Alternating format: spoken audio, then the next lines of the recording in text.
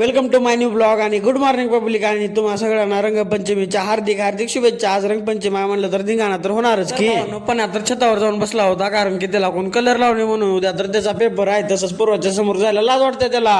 Ganesh भाईने colour fog आणलं होतं आणि अख्ख्या गलीमध्ये धुराळ केलं होतं. आखरी शेवट पण गटलाच आपल्याला आणि त्याला कलर लावून भरवलं. पण उद्याची परीक्षा कसं काय करणार त्यानं.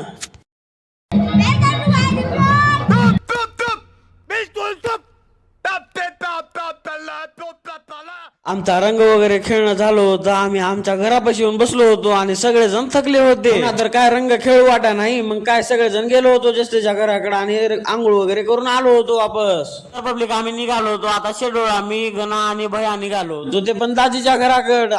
भावना आम्ही आलो पोहायला. आता लय भारी मजा येणार आहे. आता बघत राहा तुम्ही.